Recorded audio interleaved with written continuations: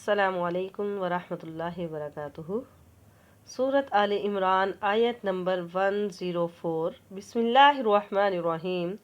वल तकुन, और चाहिए कि रहे, मिनकुम, तुम में से, उम्मतुन, एक जमात, यदऊना, जो बुलाए, इलल खैरी, भलाई की तरफ, व यामुरूना, और वो हुक्म दे, बिल मारूफी, अच्छे कामों का, व यनहौना, और वो रोके, अनिल मुनकरी, बुराई से, व उलाइक, और यही लोग, हुमुल मुफलिहून, यही लोग कामयाब हैं। वल तकुम मिनकुम उम्मतुन, और चाहिए कि हो तुम में से एक जमात ऐसी लाजमी होनी चाहिए, यानी अगर सारे नहीं भी कर रहे तो एक जमात तो लाजमी ऐसी होनी चाहिए जो कि भलाई का हुक्म दे, अच्छे कामों की तरफ बुलाए और बुराई से मना करे। अब इस आयत में है यदऊना इलल खैरी, भलाई की तरफ बुलाए। भलाई की तरफ दावत देना ये एक अलग चीज़ है, और भलाई का हुक्म देना, बुराई से मना करना, ये एक अलग चीज़ है। दोनों एक ही नहीं, अलग अलग चीज़ें हैं। दावत इलल खैर, भलाई की तरफ दावत देना, इसका मतलब है कि हर नफ़ा बख्श काम, हर वो काम जिसमें लोगों को फ़ायदा पहुंचाना हो, ठीक है ना। जैसे कि अगर कहीं मस्जिद नहीं है तो कहीं चलो आओ सार मिलकर पैसे जमा करते हैं हम, चलो यहाँ मस्जिद का इंतज़ाम कर देते हैं, मस्जिद बनवा देते हैं। या मदरसे के लिए, मदरसा नहीं है, चलो यहाँ बच्चियाँ पढ़ेंगी, ठीक है, यहाँ हमें सवाब मिलेगा, चलो सब मिलकर ये काम कर देते हैं। या फिर किसी लड़की की शादी करवानी है, वो गरीब है, कहीं रिश्ता नहीं मिल रहा, या उनके पास पैसे नहीं है, हमारी हालात ठीक नहीं है, तो चलो सब मिलकर ये काम कर देते हैं। यानी कोई भी ऐसी कहीं भी कोई परेशानी हो, मिलकर उस परेशानी को दूर कर दें। मुसलमानों के लिए हर नफ़ा बख्श काम, यानी उसकी तरफ लोगों को दावत देना, बुलाना, ये दावत इलल खैर है, भलाई की तरफ बुलाना, ठीक है, भलाई दावत इलल खैर है। और इससे आला दर्जा अमल बिल मारूफ और नहीं अनिल मुनकर का है। नेकी का हुक्म देना, बुराई से मना करना, इसमें आपको इस्लाम की नशर व इशाअत करनी है, फ़िक्र इस्लामी की तशरीह को फैलाना है, बुराइयों से मना करना है। ये बहुत बड़ा काम है। इसमें तरह तरह की परेशानियां आती हैं और हर परेशानी को झेलना भी है, हर परेशानी को झेलना ही है लाजमी। और अगर आप ये काम नहीं करते तो अबू दरदा रज़ी अल्लाह ताला अन्हु फरमाते हैं, भलाई का हुक्म देते रहो, बुराई से मना करते रहो, वरना तुम्हारे ऊपर जालिम हुक्मरान मुसल्लत कर दिया जाएगा। फिर ये क्या करेगा, तुम्हारे बड़ों की इज्जत नहीं करेगा, तुम्हारे छोटों पर रहम नहीं करेगा, और फिर तुम्हारे अच्छे लोग इस पर बद्दुआ करेंगे, लेकिन बद्दुआ कबूल नहीं की जाएगी। क्यों? क्योंकि तुमने भलाई का हुक्म देना और बुराई से मना करना छोड़ दिया है। आप सल्लल्लाहु अलैहि वसल्लम ने फरमाया, तुम में से जो शख्स कोई बुराई को देखे तो वो उसे अपने हाथ से बदल दे। फिर अगर वो इसकी ताकत ना रखता हो तो इसे अपनी जुबान से रोके, अगर इसकी भी ताकत ना रखता हो तो इसे दिल में तो बुरा जाने, और ये सबसे कमज़ोर ईमान है। मुस्नद अहमद में है, रसूल अल्लाह सल्लल्लाहु अलैहि वसल्लम फरमाते हैं, उस ज़ात की कसम जिसके हाथ में मेरी जान है, तुम अच्छाई का हुक्म और बुराई से मना करते रहो, वरना अन करीब अल्लाह ताला तुम पर अपना अज़ाब नाजिल फरमाएगा। फिर तुम दुआएं करोगे लेकिन तुम्हारी दुआ कबूल नहीं होगी। इंसान के अंदर जितनी इस्तिताअत है, ताकत है, उसके मुताबिक वो लाजमी नेकी का हुक्म दे, बुराई से मना करे।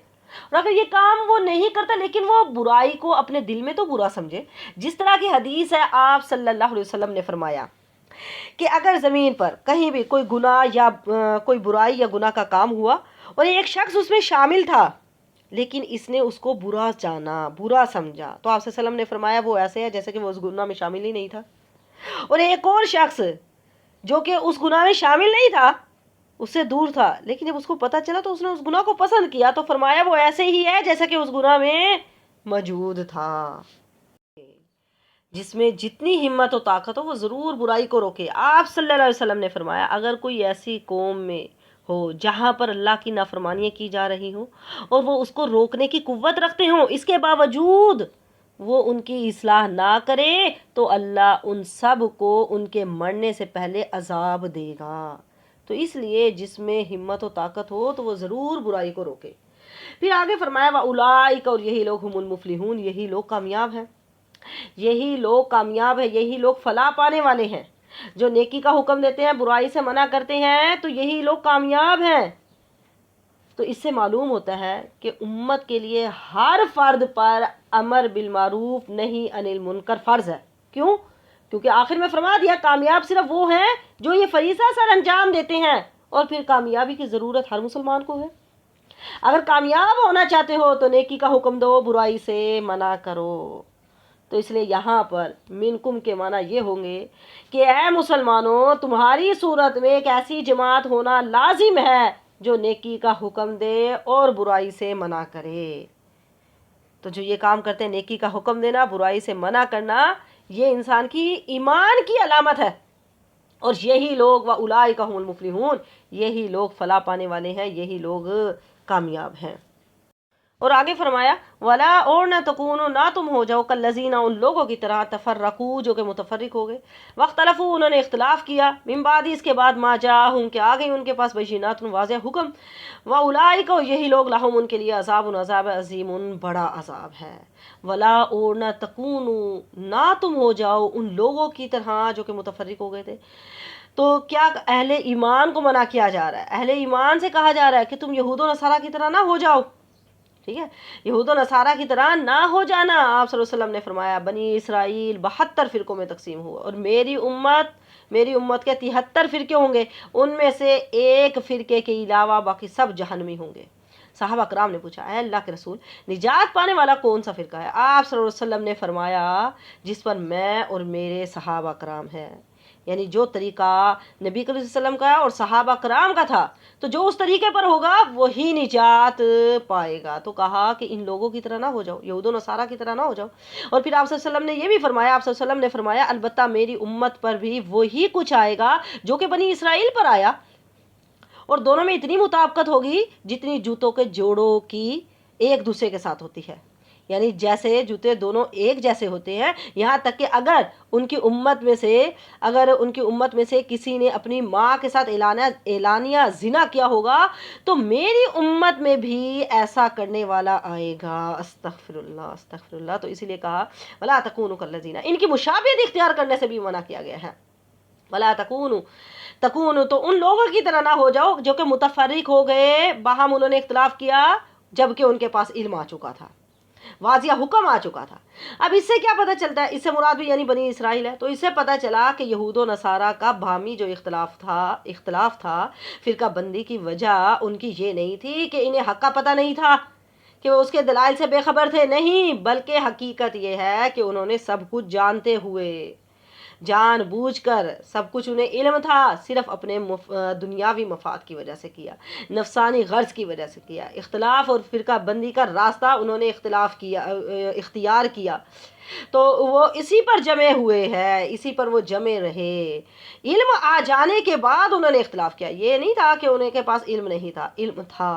تو پھر اللہ تعالیٰ نے کیا فرمایا؟ اللہ تعالیٰ نے فرمایا وَأُولَٰئِکَ یہی لوگ ہیں لَهُمْ ان کے لیے عذاب عظیم، بہت بڑا عذاب ہے۔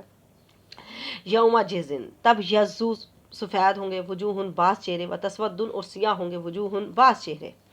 فاما الذین، پس بے شک وہ لوگ نسودت کے سیاہ ہوں گے وجوہم جن کے چہرے، اکفرتم کیا تم نے کفر کیا، بعد ایمانکم اپنے ایمان کے بعد، فذوقوا پس تم چکھو عذاب بما جو کنتم تم تھے تکفرون جو تم کفر کرتے تھے۔ یوم جزن، تب یزو سفید ہوں گے وجوہن، بعض چہرے سفید ہوں گے بعض چہرے سیاہ ہوں گے قیامت والے دن، ٹھیک ہے نا۔ اب چہرے سفید کن کے ہوں گے؟ جو قرآن و سنت کی پیروی کرنے والے ہوں گے، ان کے چہرے سفید ہوں گے۔ قرآن و سنت پر جو چلنے والے ہوں گے ان کے چہرے سفید ہوں گے۔ وتسود الوجوہ، اور کچھ چہرے سیاہ ہوں گے، وہ کون سے ہوں گے؟ کالے منہ والے ہوں گے، منافق ہوں گے، جو تفرقہ بازی کرنے والے ہوں گے، جو بدعتی ہوں گے۔ تو ان میں سے جو سیاہ لوگ ہوں گے، سیاہ چہرے والے ہوں گے، ان سے کہا جائے گا کیا تم نے اپنے ایمان کے بعد کفر کیا؟ ٹھیک ہے، دنیا میں تو رنگ و نسل کی اہمیت ہے، لیکن آخرت میں کس کی اہمیت ہے؟ جنتی اور جہنمی کی ہے۔ جن کے سفید چہرے ہوں گے وہ جنتی ہوں گے، جن کے سیاہ چہرے ہوں گے تو وہ جہنمی ہوں گے، ٹھیک ہے۔ تو فرمایا اس دن قیامت والے دن کچھ چہرے سفید ہوں گے کچھ چہرے سیاہ ہوں گے۔ حضرت حسن بصری فرماتے ہیں یہ کالے منہ والے منافق ہوں گے، جن سے کہا جائے گا کہ تم نے ایمان کے بعد کفر کیوں کیا، اب مزہ چکھو، اکفرتم بعد ایمانکم، تم نے ایمان کے بعد کفر کیا۔ اس سے بظاہر تو ایسے معلوم ہوتا ہے کہ اس سے مراد جیسے کہ مرتدین ہے، کہ پہلے تو وہ انہوں نے ایمان قبول کر لیا پھر وہ مرتد ہو گئے، یعنی جو دین سے وہ پھر دوبارہ پھر گئے، لیکن حقیقت یہ ہے کہ یہ تمام کفار کو ہی شامل ہے، تمام کفار شامل ہے، کیونکہ یہ ثابت ہے کہ روز اول کے وقت سب نے اللہ کے رب ہونے کا اقرار کیا تھا، ٹھیک ہے نا، سب ایمان لے کر آئے تھے، سب نے اقرار کیا تھا۔ اور حدیث میں بھی یہ ہے کہ ہر انسان فطرت اسلام پر پیدا ہوتا ہے، لہٰذا جو بھی کفر اختیار کرے گا وہ ایمان لانے کے بعد ہی کافر ہوگا۔ اس لیے علماء نے لکھا ہے کہ اس آیت میں اصلی کافر، مرتدین جو مرتد ہو گئے ہیں، منافقین اور پھر اہل بدعت، یہ سب ہی شامل ہیں، سبھی اس میں آ جاتے ہیں، کیونکہ یہ سب ایمان لانے کے بعد انہوں نے کفر کیا، ایمان لانے کے بعد کفر کر رہے ہیں۔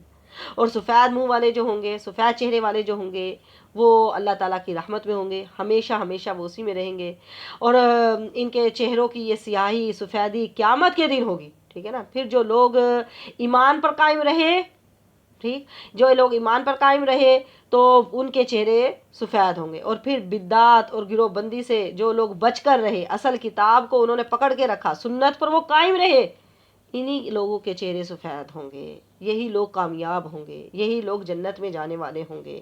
اور جنہوں نے کتاب و سنت سے منہ موڑ لیا، جنہوں نے اختلاف کے پیچھے لگے رہے، جنہوں نے اختلاف کیا، جنہوں نے نافرمانیاں کی، جو منافق تھے، جو اہل بدعت تھے، ان کے چہرے سیاہ ہوں گے، اور یہی لوگ پھر جہنمی ہوں گے۔ آگے فرمایا وَأَمَّا الَّذِينَ، البتہ وہ لوگ نبی عزت کے سفید ہوں گے وجوہ ان کے چہرے، ففی پس وہ رحمت اللہ کی رحمت میں ہوں گے، ہم وہ فیہا اس میں خالدون ہمیشہ رہیں گے۔ البتہ جن لوگوں کے چہرے سفید ہوں گے، اب کن لوگوں کے سفید ہوں گے؟ کون سے وہ لوگ ہوں گے جن کے چہرے سفید ہوں گے؟ کون سے ایسے اعمال ہیں جن کی وجہ سے، جن کے کرنے کی وجہ سے ان کے چہرے سفید ہوں گے؟ روشنی ہمیں کیسے مل سکتی ہے؟ کون سے ایسے اعمال ہیں؟ وضو کی وجہ سے بھی چہرے سفید ہوں گے، ٹھیک ہے۔ عبداللہ بن مسعود رضی اللہ تعالیٰ عنہ نے پوچھا، اے اللہ کے رسول، قیامت والے دن آپ اپنی امت کو کیسے پہچانیں گے؟ آپ صلی اللہ علیہ وسلم نے فرمایا وضو کے نشانات سے، وضو کے نشانات چمک رہے ہوں گے، ٹھیک ہے، وضو کے آثار چمک رہے ہوں گے، اور پھر سجدوں کی کثرت کی وجہ سے بھی چہرے چمک رہے ہوں گے۔ آپ صلی اللہ علیہ وسلم نے فرمایا قیامت والے دن میں اپنی امت کو پہچان لوں گا۔ صحابہ کرام نے کہا اے اللہ کے رسول، اتنے بڑے ہجوم میں آپ کیسے پہچان لیں گے؟ تو آپ صلی اللہ علیہ وسلم نے فرمایا کہ اگر تمہارا کسی دن ایک استبل میں تم داخل ہو جاؤ، اور وہاں استبل میں یعنی سارے کے سارے سیاہ گھوڑے ہوں، اور ایک گھوڑا جس کی پیشانی سفید ہو، تو کیا تم اس کو پہچان نہیں لوگے؟ انہوں نے کہا اللہ کے رسول ہم پہچان لیں گے، صاف آرام سے پتہ چل جائے گا کہ وہ فلاں گھوڑا ہے اور اس کی پیشانی سفید ہے۔ تو آپ صلی اللہ علیہ وسلم نے فرمایا اسی طرح ہی میں اپنی امت کے لوگوں کو سجدے کی کثرت کی وجہ سے ان کی پیشانیاں چمک رہی ہوں گی تو میں ان کو پہچان لوں گا۔ سبحان اللہ۔ اور پھر جو لوگ احادیث کو سن کر آگے پہنچاتے ہیں ان کے چہرے بھی رونق والے ہوں گے، پر رونق ہوں گے۔ آپ صلی اللہ علیہ وسلم نے فرمایا، آپ صلی اللہ علیہ وسلم نے دعا کی کہ اے اللہ ان کے چہروں کو تر و تازہ رکھے جو حدیث سن کر آگے پہنچاتے ہیں۔ سبحان اللہ۔ اور اللہ کی خاطر محبت کرنے والے لوگ، ان کے چہرے بھی روشن ہوں گے۔ جو اللہ کی خاطر ایک دوسرے سے محبت کرتے ہیں ان کے چہرے بھی روشن ہوں گے۔ ابو مالک اشعری رضی اللہ تعالیٰ عنہ سے مروی ہے کہ آپ صلی اللہ علیہ وسلم نے فرمایا اے لوگو سن لو، کچھ لوگ جو کہ انبیاء اور شہداء میں سے نہیں ہوں گے لیکن ان کو بلند درجہ، بلند مرتبے کی وجہ سے انبیاء اور شہداء ان پر رشک کریں گے۔ تو ایک صحابی نے، ایک دیہاتی نے کہا کہ اے اللہ کے رسول آپ وضاحت کر دیں کہ وہ کون سے لوگ ہوں گے؟ انبیاء تو شہداء میں سے وہ نہیں ہوں گے لیکن ان کو جو اللہ تعالیٰ بلند مقام عطا کرے گا، بلند درجہ عطا کرے گا، اس کی وجہ سے انبیاء اور شہداء بھی ان پر رشک کریں گے۔ تو کہا کہ آپ وضاحت کر دیں وہ کون سے لوگ ہیں؟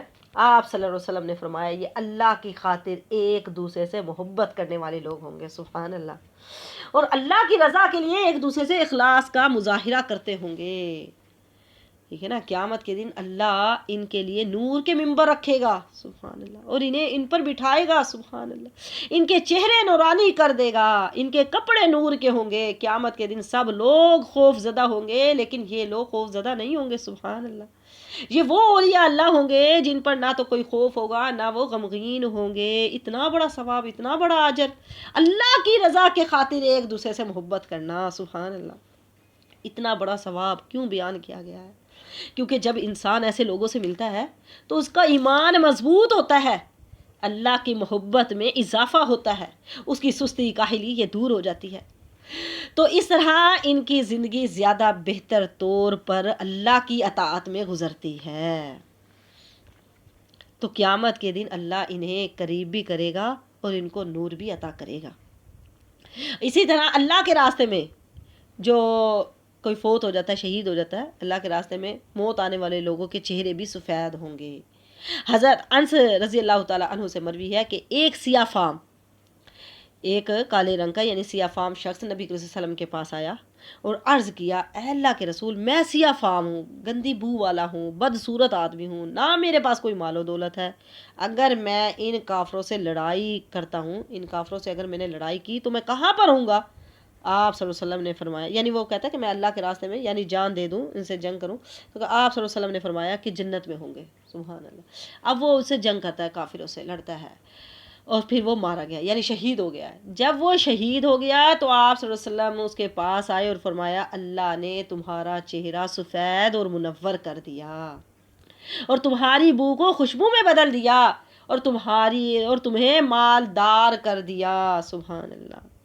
تو اس لیے ہمیں وہ کام کرنے چاہیے جن کے نتیجے میں قیامت کے دن نور ملے گا۔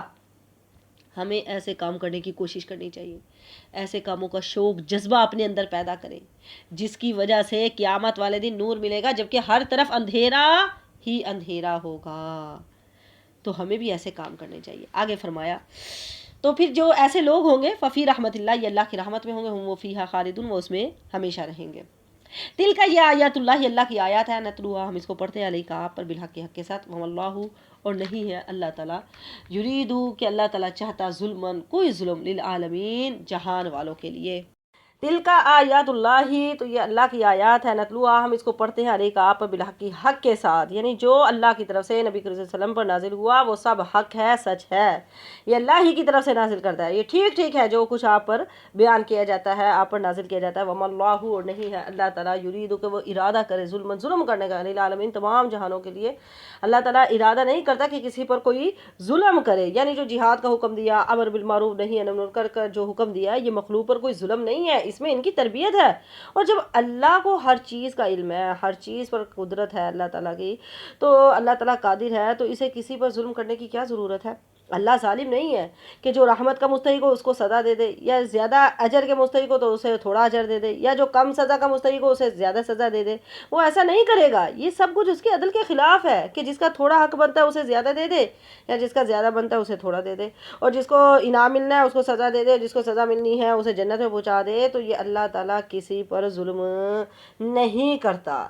آگے فرمایا، وللہ، اللہ کے لیے، ما فی السماوات، جو کچھ آسمانوں میں، وما فی الارض، اور جو کچھ زمین میں ہے، والی اللہ، اور اللہ کی طرف، ترجع الامور، تمام کام لوٹائے جائیں گے۔